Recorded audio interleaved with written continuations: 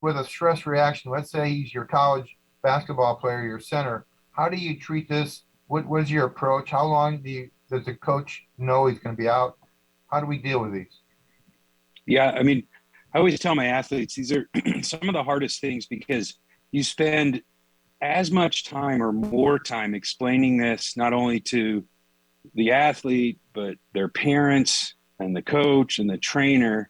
It's almost easier if they have a fracture and you say, hey, we're going to fix it and this is exactly how long you're going to be out, right? So that's the first thing, is just especially if you're starting to pick up steam with seeing some of these high level athletes, is prepare yourself, make that office visit 20 minutes because you're going to be talking. And so that's number one. Number two is, of course, as I'm sure is going to be mentioned, we like to obviously get a panel, vitamin D, thyroid, that kind of thing. And then the other thing is just as an approach, and I'm sure we'll talk about this, is for your female center on your women's basketball team, have a frank, open discussion with them. Don't beat around the bush about the female athlete triad, because even the ones who aren't gymnasts or swimmers or whatever, you'd be surprised. I've encountered soccer players with body issues, lacrosse player with body issues. So that's kind of the first approach. And then in terms of, how we treat these, college level or above, usually you can get your bone stimulator approved. So you get them on that right away. And then, you start with the non-weight bearing, but you want to keep them engaged. And if you're lucky enough to have, some of these anti-gravity trainers, you can start, have them continue weight bearing, but at, 20% weight bearing. So that's my initial approach. And I'm sure we're going to get a lot more in depth over the next hour. So how do we follow these? I mean, it seems like the MRIs are positive for so long. Nelson, is there a good way to follow them, or do you just go by symptoms? Yeah, I mean, I think that's a great point. We've had actually some preliminary investigation into this, and you're exactly right. What we're seeing so far is that the MRI is not really strongly correlated to the resolution of symptoms. So I don't really find that a particularly useful tool, and hopefully we'll have some information out about that going forward. And so I think, the short answer is yes, I follow them clinically. And sort of to add to Eric, the treatment of them acutely, I think, sort of depends, if it's going to be a calcaneal stress reaction or medial malleolar or something that is essentially never going to be operative. I find that, they're going to do what they're going to do. And it's really the ones that we're worried about, like the navicular and the fifth metatarsal, we have to be a little bit more vigilant as to guiding them and following them closer. Alastair, do you ever operate on these? You ever drill these or do anything else operatively if they just don't get better? Well, I might. There's a lot of work to do with these patients. You constant follow up, see where they're going, and I might consider. I mean, these are sometimes ones you might consider. Using subchondroplastia judiciously, or if I would, bearing in mind the comments on MRI, I get a CT and see if there's any actual sort of microfracture or demonstrable fracture on CT. If that's the case, I might consider a screw if they don't resolve. But otherwise, most will resolve non-operatively, and obviously there's need to work with the trainers and the athlete to sort of set expectations and goals. So occasionally, if they're not improving. Nelson, you were talking about some of your studies. Is there any study at all about using SPECT CT with stress reactions? Are they more useful in terms of monitoring progress? I don't really have any experience with that, actually, personally, Rick. We've been mostly just looking at the MRI and finding that not to be terribly useful. Anybody else in the panel use SPECT CT at all for this kind of thing? No. Yeah, we've got it, and we use it fairly frequently. But the challenge is that it requires the tech to correctly balance the CT on the nuclear scan, the bone scan onto the CT, and so that can create a variable or some unpredictability in its reading. But it's a really nice investigation. I think a regular CT is probably better. And the SPECT CT scanner often is not the same quality as the regular CT scanner. So you got to bear that in mind if you're asking for a SPECT CT.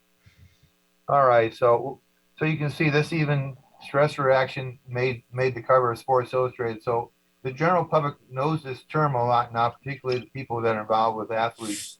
And so, like you all mentioned and emphasized, these require a lot of time, a lot of effort to try to explain, and a lot of times the agents and everybody else still don't quite understand it because it's not well. One of the final question, they were using some IV drugs in the past for these stress reactions in Europe.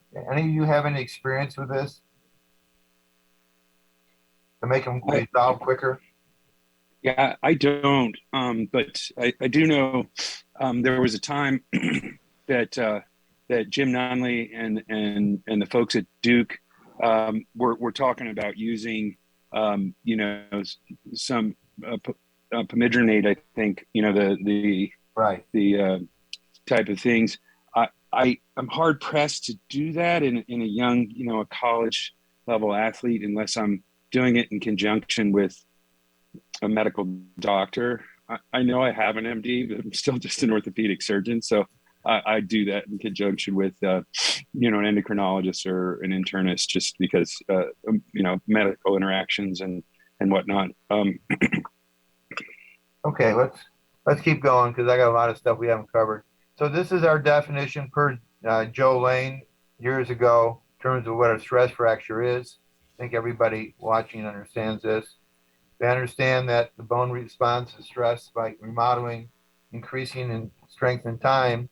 And of course, with remodeling can't keep up with repetitive external force, and that's where we get the stress reaction. And it's interesting, there's really only 3 animals that get it, to my knowledge: greyhounds, racehorses, and humans. And we're responsible for the racehorses and greyhounds getting stress fractures. So that's something to keep in mind. And this is low risk, high risk stress fractures, just as a baseline. So I wanted to get into about it. This is kind of controversial, some of it. Bone healing helpers. Before we talk about individual stress fractures, I think most of us agree vitamin D is really important. I use the Replesta or something like it, 50,000 units, either once or twice a week. I think that's very helpful. Calcium. How helpful, though, is pulse ultrasound? Nelson, is this really a useful, does it really shown to be work, or is it may work and that we may not work? Do we really know for sure? I mean, I think the evidence to me is sort of not sufficient enough to say that it works. I think as was referenced earlier, I think in a patient that is in a situation where they're going to throw everything at it, my always approach to these things is there potential harm to it? And I don't think so. So I think if you have unlimited resources, I think it's fine to use, but I don't think the evidence is there. I think it goes a little bit to what you were saying too about the use of IV drugs. When I think about something like that, I have to think about the physiology of what needs to happen. And if there's potential harm, then for sure I'd steer people away from this, but I don't see any potential harm from this. So, but I wouldn't go out of my way to ask a patient that was paying out of pocket to do something like that. Yeah, I agree with Nelson. I mean, yeah, obviously, if you can't get, that they call it Exogen approved. I mean, patients will be paying $5,000. But usually in the college athletes, by hook or by crook, my experience has been, even if I kind of beg the rep to get me a used unit, and it goes back to what I was saying before is, remember, most of these are not operative. I'm sure Dr. Ferkel is going to show us some of the operative ones, but you're doing something, right? Like you're monitoring the situation. And it's the hardest thing to just tell. One of my mentors, Peter Stern, always said, when you're working with patients, don't tell them you're going to watch it. Tell them you're monitoring. You're doing the same thing, but watching is passive and monitoring is punching buttons and turning dials, right? So the athlete feels better, the coach feels better. So that's some of the nuances, I think, with how these things. another thing I wanted to bring up, years ago, um, I was introduced to Forteo when I had a problem with a professional athlete by Elliot Schwartz, who unfortunately passed away recently, but was really an expert on osteoporosis and all this from San Francisco. We're going to miss him a lot. But I use Forteo almost routinely on stress fractures in college and professional athletes. What do the rest of you do? Alastair, do you use it up in Canada? No, we haven't used this. Pulsed ultrasound, vitamin D will be our mainstay. What about you, Nelson? Do you been using it much with USO athletes? I haven't. Can you go? So, Rick, can you kind of review a little bit for me? Yeah, I'm going to go over. I'll go over that. Let me go to the next. Because I think the physiology of it is I'm very interested. And Rick, I thought about it, but there's a question here that how are you getting the Forteo approved? Because it seems like that's the challenge for a lot of these guys, a lot of the people, the attendees, about cost and getting it covered. Yeah, we've been very lucky to get it approved in most cases. And the ones we don't in the past, the companies gave us a lot of samples, which has helped the cost a lot, but not every time. Okay. I got a couple of slides and we'll come back to that. So this is a good study that was done in 2009 showing peak athletic performance may occur when the vitamin D levels are at least 50 nanograms per cc. It was interesting that physical and athletic performance is seasonal and peaks with the vitamin D levels. So I think that was kind of interesting to note that. Also, there's more than 15 non-clinical studies about using Forteo or teripetrotide. It enhances external callus volume and quantity, improves calcification, improves biomechanical strength, and reduces time to fracture healing in this particular symposium and others. And again, this was courtesy of Elliot Schwartz. So it is an off-label use, and I have to emphasize that to the patients. It can be used in anybody 18 and over, but you can't use it for more than 2 years. So to go back to the Forteo, it's the patient injects it, and I started right after surgery. And for the NBA players, what we've learned is not to take them off it during the mid-season. We keep it on using it through the entire season because we had a couple people that re-broke when they went off it, but we haven't had anybody re-break when they're on it for the whole season. So it's something that's out there. I know that it's being used at UCLA a little bit because I have a couple players there with the team at UCLA that are doing it.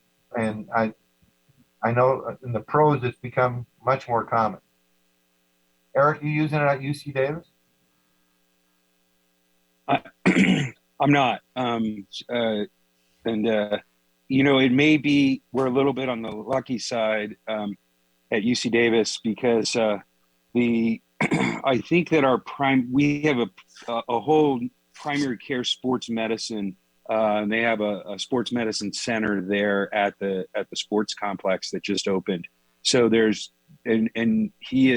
does use it, and he's actually an internal medicine doctor who then did a non-operative sports fellowship. So it's already going or being used by the time any of these would come to see me. So I'm a little bit lucky in that way. And of course, he's an internal medicine person, so he can manage it all. Yeah, I want to emphasize when I see the patient, I send him to an endocrinologist who then evaluates them and makes sure that they are appropriate for it. And then the endocrinologist actually provides a Forteo for them and guides them. But I also keep track of it with the patient as well. But I was curious. That's a good point. Yeah.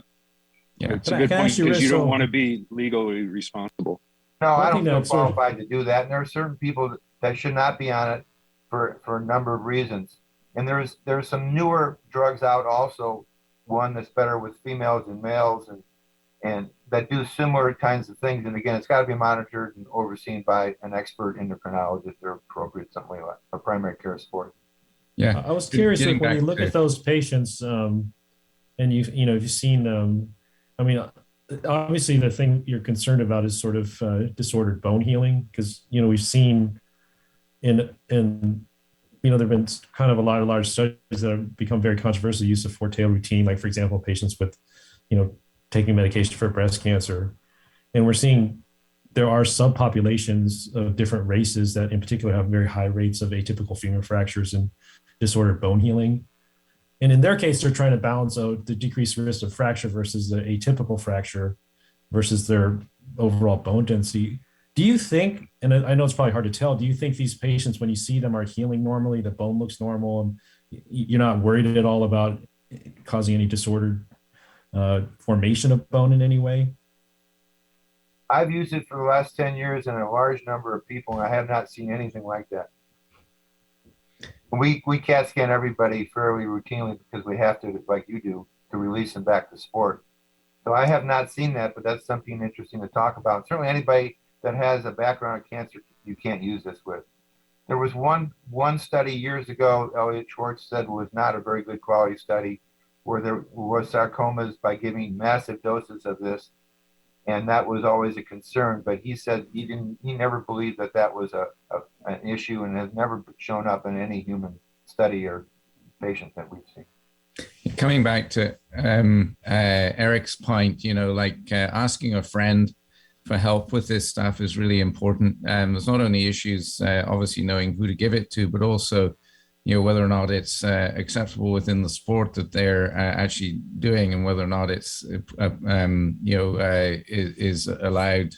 So we're fortunate to have in our clinic the Canadian orthopedic medical director, which is great. So he's got all this advice and useful information for us, and totally support endocrinology. And as to Eric's point, it also shows to the patient and their family and their coaches that you're doing something to monitor the situation. So getting lots of help is a great idea. And I have endless people going off to the endocrinologist with challenges like this. Absolutely. All right, so let's keep going here. So other bone healing helpers, shockwave treatments. Do any of you use shockwave for your stress fractures, and how effective do you think it is? Eric, have you used it much? I haven't. I did years ago when shockwave was plentiful.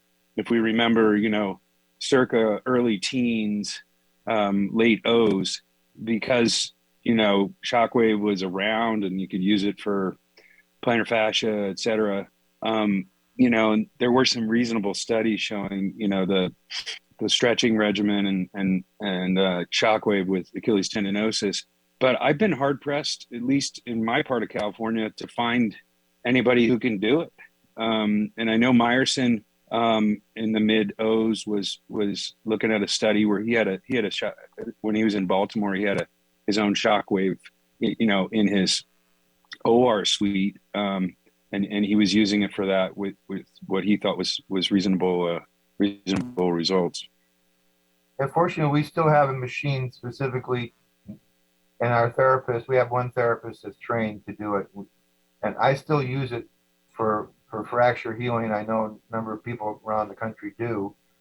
What about the rest of the panel? You have any experience using it? Do you think it works, doesn't work, or Alastair? We have it available, and there's reasonable evidence if you read the stuff, the literature on it. I think it's about as valuable as lipus, and so yeah, if patients can get it and want to do it, absolutely, I'll send them off for it. Now, it's not up here, but I wanted to ask you guys, I see more and more pro players are getting hyperbaric oxygen. Is there any data at all to support hyperbaric oxygen for fracture treatment? Nelson, do you have anything on that? I haven't seen that. Yeah, no, I haven't seen that either. Anybody? I think that there's not a lot of evidence on that. There's our local hockey team was into stuff like that, and it's good to steer them away from stuff that doesn't have evidence. Yeah, I think it's another one of those things we just try and throw everything, and the player heard it work from some friend. If you don't do it, you're not a good doctor kind of concept. You know what I mean? So, all right. Well, what about injecting bone marrow aspirate concentrate? I know some people, particularly if you refracture will consider, instead of reoperating the patient, injecting BMAC along the area to see if that might help. Eric, have you been doing that? Yeah, I have, and it came out of my experience using this beta tricalcium phosphate. Trade name is subchondroplasty, and along with Bob Anderson and Dave Pedowitz and some others, we actually had a prospective study looking at the use of this subchondroplasty, and you know that it was born out of the idea of putting it in bone marrow edema in those patients who have mild knee arthritis, and they've had the meniscectomy, and the sports person says, I can't do anything more, and they send them to the joints guy who says, you're not ready for a knee replacement. And so the folks at Rothman developed that years ago, and when we started to look at it in the foot and ankle, they initially said, well, could you use this for talus OCDs? And I not exactly for the bone marrow edema and talus OCD. And it hasn't been borne out, at least in our prospective study. We have about 100 and some patients enrolled, that it works really well for those. Because, I mean, talus OCD is a whole nother lecture for another time. But what I did find with the use of this stuff was that I had a couple of patients, and they weren't athletes, but this guy was a super active airline pilot who had that cuboid stress fracture that just would not go away. And he'd done everything. And you inject a little bit, and I mean, we're talking 1 cc of this beta tricalcium phosphate, and it works. And I've done it particularly in runners who have that distal tibial edema, and then you scope them and they have that tiny little crack in the distal tibia, but they have a ton of edema. That's where I think the beta tricalcium phosphate. Now that's different than the bone marrow aspirate you asked about, Rick, but just as a comment on that. However, having said that, my partner Chris Krulin has worked to develop this interosseous bioplasty, they're calling it, but it basically you're injecting a bone marrow aspirate, and he's had some good results. Like in those, he had a volleyball player who just comes in and like their whole talus is just lit up. Well, you're not going to put beta tricalcium phosphate in that. You're going to kill the talus. So he's used this because it is just, it's bone marrow aspirate. It's not going to necrose anything. And he's had some success in those kind of rare cases. But I don't know if there's been literature that I've seen in terms of using it specifically for athletes with stress fractures. But again, it's something that I think has minimal risk. So does he just put the Jamshidi needle into the talus and inject? Yes. And, he scoped it first to make sure there wasn't any extravasation in the joint. And in that one case, it wasn't. And, you want to use a smaller needle. There's a commercial system available for it that's only, I think, an 11 gauge or 13 gauge. So, Nelson or Alastair, are there any other bone healing helpers that I haven't put up that we should be considering or thinking about that are out there? I haven't used BMAC or PRP, but I've used a fair amount of recombinant PDGF, and I've also done subchondroplasty. I just saw a gentleman back who was probably 5 or 6 years out, a ski instructor with medial bone marrow edema in his talus, and used a small quantity, just like Eric says, with really great result. I wonder though, Eric, you're talking about the the AVN, which is clearly a big concern, but I wonder if that's more an MRI appearance rather than actually being a complication of it. It's a good point. I mean, the one place where I've been hesitant to use it, and Bob Anderson saw an unfortunate case where you have to be very, very judicious with your use of this. I've been a little hesitant to use it in a full out navicular stress fracture, just because we know that the blood supply to that is fairly tenuous. And when we were doing the initial kind of workup to use this subchondroplasty stuff, Bob Anderson and I were in the lab, and we literally dissected out a navicular, just completely, and then put as much of this stuff in it as we could, and you could see it coming retrograde out of the arterioles. So I haven't used it there, and of course, putting a screw across a navicular stress fracture is something we're all more comfortable with.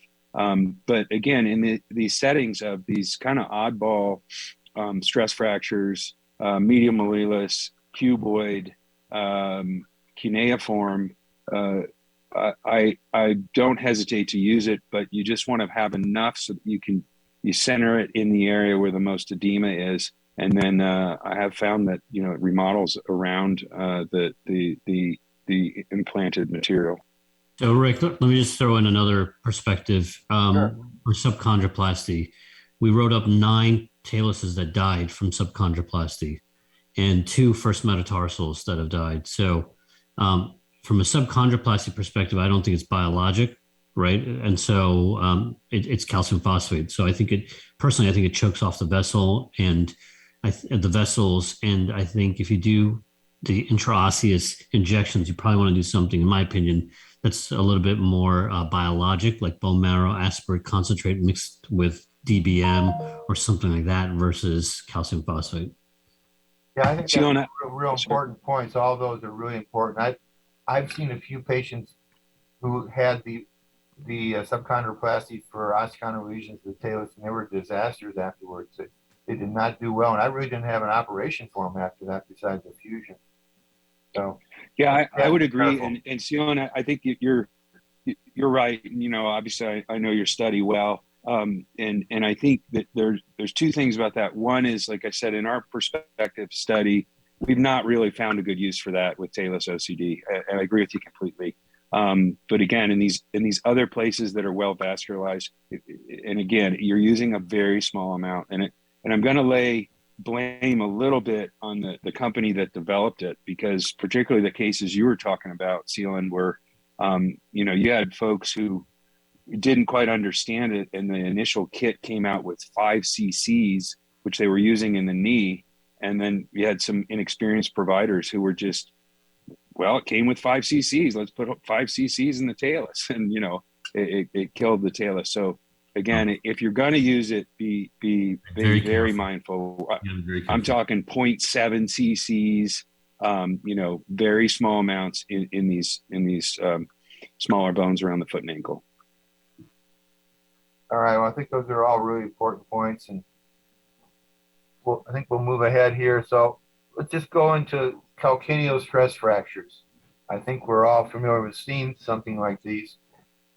How long does a player have to stay out, Nelson, or can they play through this? If it's, let's say this is the playoffs, and we're into March Madness now, can one of the UCLA star basketball players play with this if he can endure the pain, or is it dangerous? Yeah, I mean, I think this kind of goes to sort of what I mentioned earlier. For me, since this is not terribly likely to go on to some very difficult problem with a reasonable amount of vigilance, I think would be one that you could be much more likely to play through depending on the level of symptoms. That would be my approach to something like this, or the medial malleolus. How long do you think these would take to heal?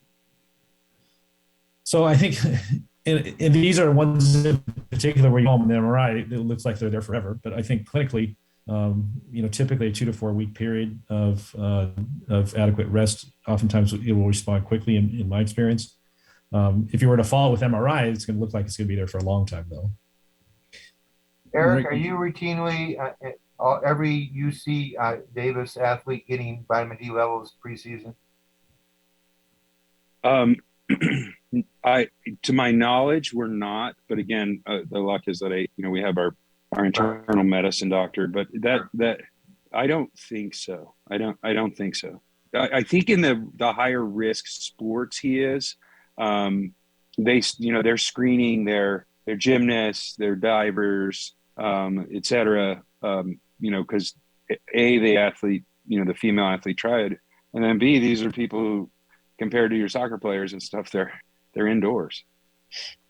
You mentioned the female triad. I've been reading more and more, Alastair, about the male triad. Have you seen much of that? What do you think about that? I don't know much about the male triad. I was going to comment though about age and the effect of this. So if you remember, the Israeli authors came up with a paper on stress fracture rates in military recruits, and they showed a 30% reduction in stress fractures per age of recruitment. So 19-year-olds with 30% less and 18-year-olds and so on. And maximum bone density is 25 years old. So when I look at sort of a picture like this, I wonder, you treat it probably differently in an 18-year-old or 19-year-old athlete you might in an older one, because if you can just buy some time, you know that their bone quality will improve. So I was just thinking of that as you were showing this picture. But I'm interested in more about the male triad. Anybody have any treatment or exposure to it? There's a couple articles I reviewed. We reviewed it for our journal club recently, actually, because I hadn't really seen that much about it. These were primary care articles. I haven't seen much of that myself either, personally. I've seen a couple, and I don't know if it's male athlete triad, but certainly we had a couple of our minor league, we have a minor league soccer team out here, and I think it's less of in these few patients that I've seen, they overtrain. This is a guy who's trying to make the first team, and he doesn't have a cavus foot. He doesn't have this kind of stuff, and we see it in soccer players. But there was a guy with a stress reaction in his fifth metatarsal that I put a screw in.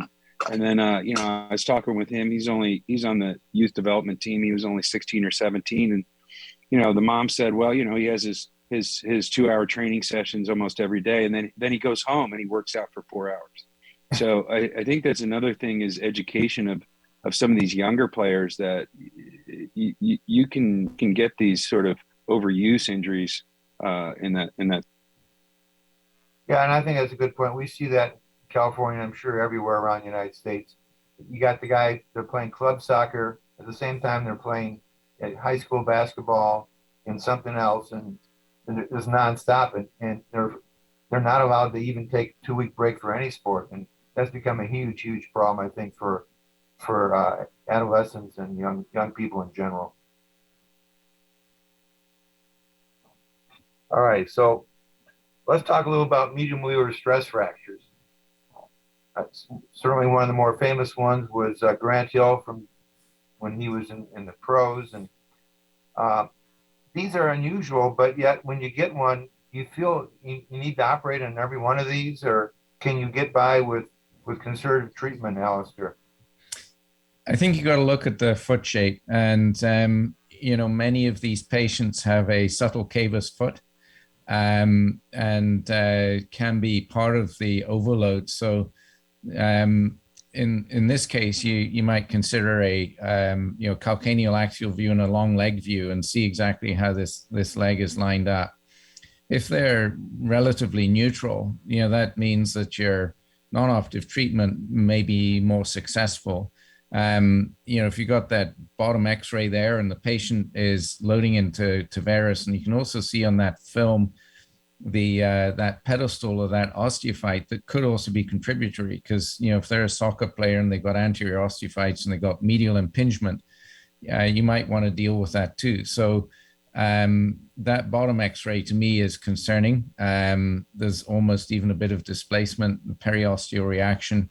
I think that is there's a number of things potentially going on here that you need to start looking into. And the top one, I'd probably observe. So lots of different things to look at from the point of view of clinical examination in these patients. Nelson, have you seen many in your patient population at UCLA?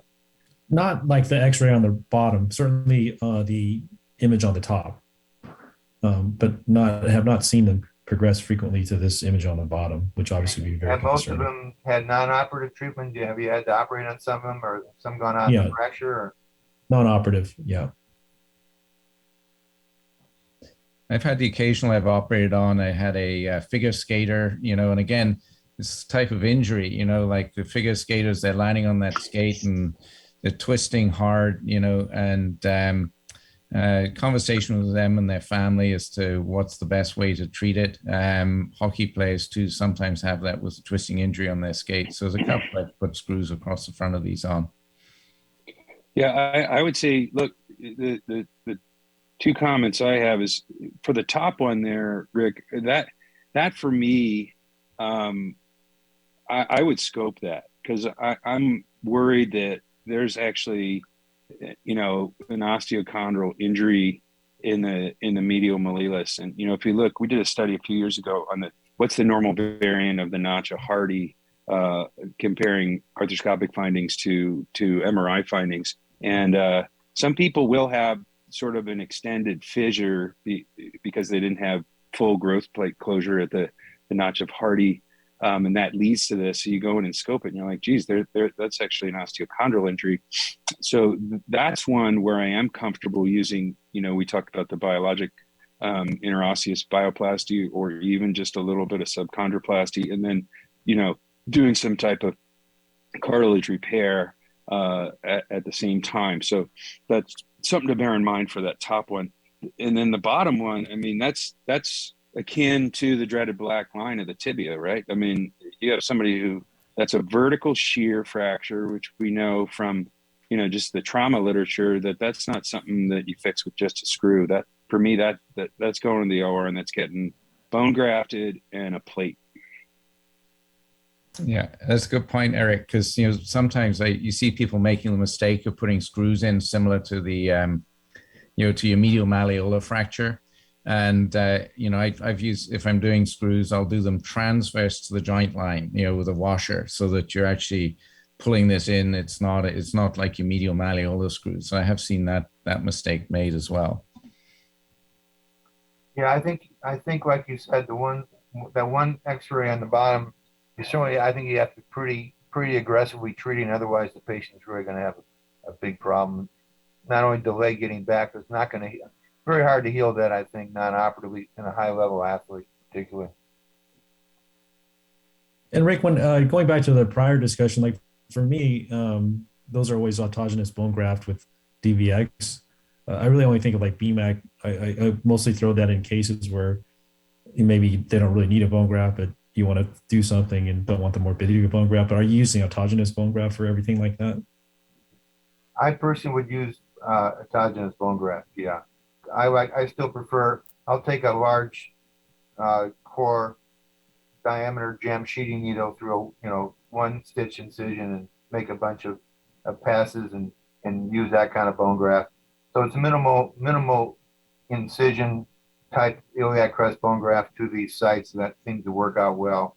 And I think with athletes, it's always important that if you can use the iliac crest so that you don't have a stress reaction or a stress riser through your tibia or through your calcaneus. Eric, what do you think about that? Yeah, no, I agree with you. I think that, you do worry a little bit. The question becomes is, in an athlete like this, you're always at risk, and it's like it's the same thing we talk about when they have lateral instability in a varus hindfoot in someone who's a high level athlete in the prime of their career. Are you going to do a calc slide along with it? So it's sort of that chain of how far down the pathway do you want to go, or do we want to just do something to take care of them, and get them back as quick as you can.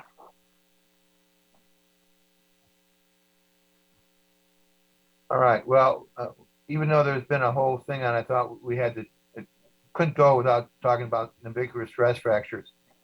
I personally, this is my worst nightmare when I see these in professional athletes or college athletes, because they're so difficult to treat. Sometimes you think you've done a really good job in your surgery, they don't heal or they refracture.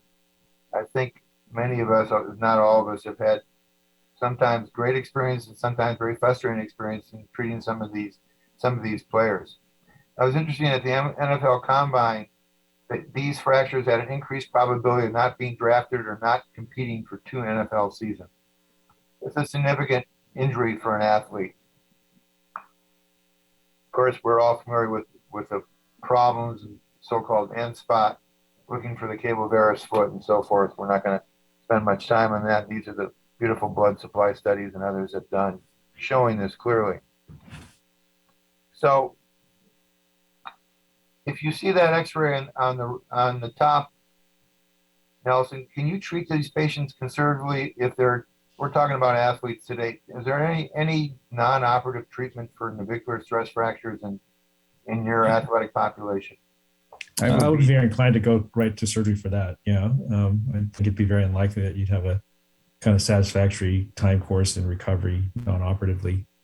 How hard is it for you to find the fracture line when you're at surgery? Yeah, that's a great question. So last time we did this, we have this the Zima, like a 3T CT scan in the OR. Yeah, and it's actually really nice to, so usually I would approach like everybody I think does from a lateral approach for the screws, go from lateral to medial, and then have a dorsal exposure of the fracture. But the plane of it is hard to find. And so it's a nice feeling to have a Zim if you have that at the end to prove that your screws are sort of compressing across the fracture line, or even with the pin, the pins in there as well too before you put the screws in for your final fixation. What tricks do you have, Alastair, to guarantee that this is going to heal and do well and get the player back? Well, I think it's the total care, isn't it? I mean, we talked about the vitamin D, working with the coaches, making sure that the expectations are set, the remobilization is correct, the return to sport is correct. I think looking at this is surgical. I would treat this, I often treat this with a dorsal plate because I look at it almost like a barrel hoop, and if you put a curve of plate over the top and you get good screw fixation, that will help to close this right at the top. Because if you look at this, it's sort of splitting from the top down. And if, a cross screw is really hard to put on that apex and get a grab both sides. So, surgical technique is critical. I might put platelet-derived growth factor in there. I appreciate that that's not an on-label use. Really close monitoring afterwards and lots of conversations with the team and the trainers to get them back to competition. Eric, what tricks do you have? Anything else? Do you use a plate very often on the navicular? I do more recently for an acute fracture, especially those ones that are kind of comminuted and you're doing an indirect reduction. The nice thing is with these all the huge amount of companies that now have the navicular specific plate, almost all the the foot and ankle fracture and orthopedic companies have one now. Whereas before, trying to bend a small frag plate wasn't as satisfying, and you can actually get, as Alastair said, you can get some small screws. You put your plate on. You can even get a one that's perpendicular or so to speak to the fracture line. Have not used one for a navicular stress fracture. In recent time, I usually will use one screw, one single screw, and my approach will be either medial or lateral, just depending on where it is. I don't find it hard to take a lateral approach and just dissect up the EDB and really find that you can get perpendicular to the fracture site. Other question for the panel, going back to it, is I've had success using the headless screws that compress. Does anybody have an opinion? Do you think this has to be a headed screw so that you're capturing it the way you would a fifth metatarsal, or what? I think a full thread screw non-variable pitch is really valuable. And if you get it close to the subchondral bone, then again, that's, you don't want to be in the joint, but you want to be close to it, then you'll get nice, strong fixation. I have a challenge with variable pitch is that it's got to strip somewhere. And therefore, I think that your fixation isn't as good. Obviously, you want to close this fracture too. So, I like to use the plate to actually close it because I kind of compress it with the plate. And then if I can get an additional cross screw across there, I'll use a full thread and actually under drill both sides, so that I hope that I'm getting rigidity and fixation across the subchondral bone area, and specifically non-variable pitch, just a standard pitch screw. Yeah, and I would have a preference for a headless compression screw as well too. And this is a case where I would probably use BMAC again, because there's not a lot of places for autologous bone graft, but I would try to do everything I could to get this to heal given the risk. So this would be sort of indication I would use BMAC for a case like this. All right. The last few that I've done, I've actually drilled my hole over cannulated wire and then squirted the BMAC in the drill hole, because it's always the age-old question: is the screw really doing anything, or is it just the stimulation of the fracture site with your drill? So I agree with Nelson. I'll supplement it and take the kind of the direct approach. And that's funny because that's the exact same thing I do. Because the first time I used BMAC, I was surprised. I didn't realize it was going to be so just so liquid. So I do put it through the hole as well too. Interesting. That's a good little pearl as well.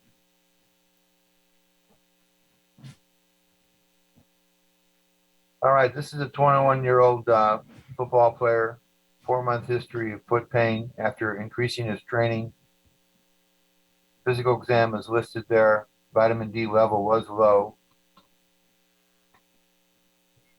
He had a stress fracture in his other foot in high school that healed. And this is his fracture now. So, Eric, is this what we've talked about? Screw and BMAC and so forth? College football player? Yeah.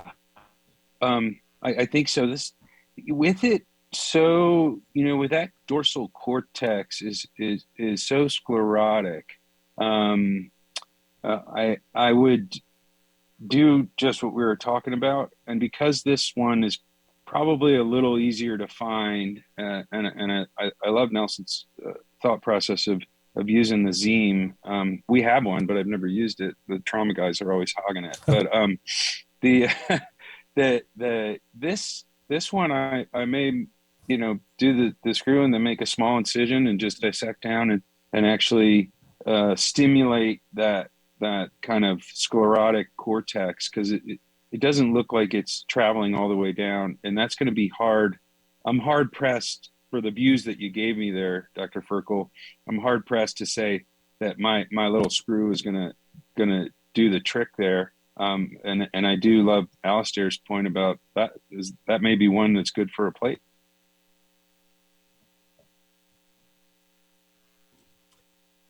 Yeah, I would clarify too. I don't know if I did. I always approach the fracture dorsally. So I wouldn't usually fix them just percutaneously. I would always try to take a look at it. Yeah. Yeah, I've kind of learned that over the years too. I used to, what I thought were fairly acute ones, but trying to just use screws. But now I bone graft them all. Try to find that fracture line, and if you have the CT, it makes a huge improvement. We don't have one here, but I have used it elsewhere. And then inject the bone slivers that I take from the iliac crest through that jam sheeting needle, drill it, do everything I can to try to stir up some type of healing response before I put the screws across. Yeah, I like the idea of taking a 2.5 drill and putting it down the fracture line, and then just packing a little bit of iliac crest graft down in there. One thing to bear in mind is that drills can heat up a lot with the tourniquet down or without irrigation. We did a little thing looking at the reamer for the Cartiva implant, and it's amazing how much temperature can be generated with a drill. Since we did that, I've been really careful when I'm drilling to make sure the flutes are empty and I got a sharp drill. And the other way to make sure your temperature doesn't go up is not to put the tourniquet up as you're drilling it, because if you get a dull drill bit and you're drilling this sclerotic bone, you could end up heating it up and getting a temperature high enough to kill the cells. That's an excellent point. I also have a rule in the operating room: every time we use a drill, we irrigate it continuously to keep it cool. Never want to see any smoke or heat coming off those pins. We had one on the The fifth other, metatarsal that killed the fifth metatarsal. You know, like it not only killed that, the whole bone died over the top. So it was a big, fifth metatarsal stress fracture somebody treated, and they actually managed to kill the fifth metatarsal with a hot drill bit. So really careful with those. for those of you who have the access, there's this whole move towards minimally invasive surgery, the ones you use with the bunions and stuff. These are low speed, high torque little bits, and that I've used one on a fifth metatarsal where it was a revision, so I redid the screw. They had used too small of a screw, but when I opened it laterally, actually instead of drilling, and to Alastair and to Dr. Ferkel's point, I thought, well, we got the MIS burr here. I know that it doesn't generate as much heat, and then these MIS burrs, actually, the one we use has a little saline gun that shoots water at it while you're doing it. It's that push pull on that case. I'm like, oh, all my little nice cortical bits that I'm drilling up are now getting washed away by the water. So it's kind of but it certainly didn't heat it up. Only done that once. It can gain bone in those flutes too, though, Eric. And so when you stop feeling you're making progress, any drill, you just take it out, clean those flutes. I'm always taking them out and cleaning the flutes. I'm not generating heat. I'm actually cutting bone. All right, so this is a 19-year-old college decathlete, 8-month history of midfoot pain. These x-rays aren't particularly helpful, but you get this. This is a case Mark Usley from Duke, so I thought it'd be interesting to go through this. So this is a whole different animal, huh? What do you think about this, Nelson? How do you deal with this?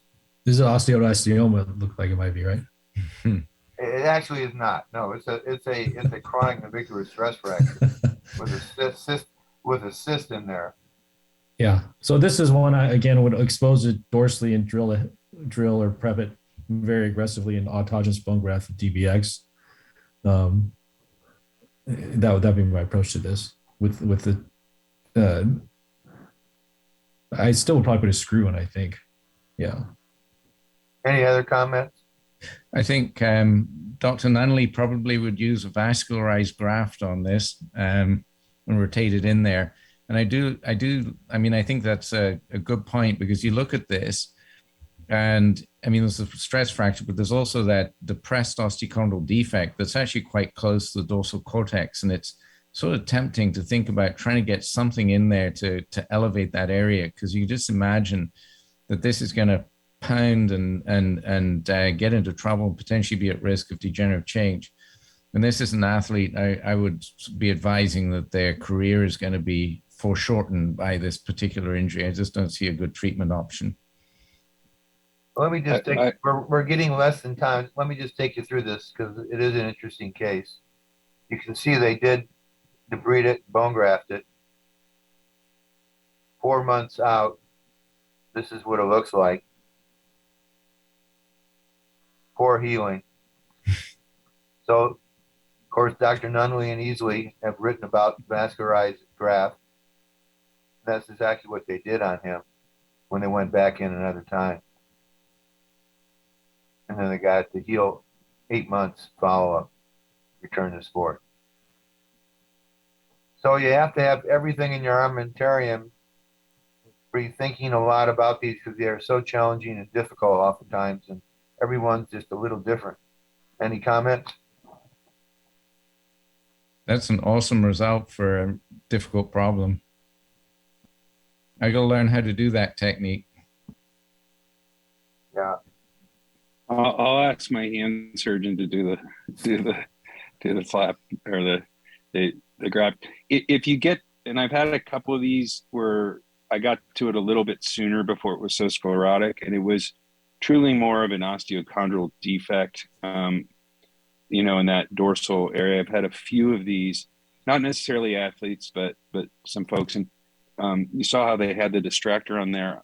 I actually will put the distractor on and slip the 1.9 millimeter scope in there, and then again a little bit earlier than this one, hopefully a year earlier, and do an osteochondral defect repair. So I'll drill it from behind, put in some of that BMAC, and then actually put some of the biocartilage on the actual osteochondral defect.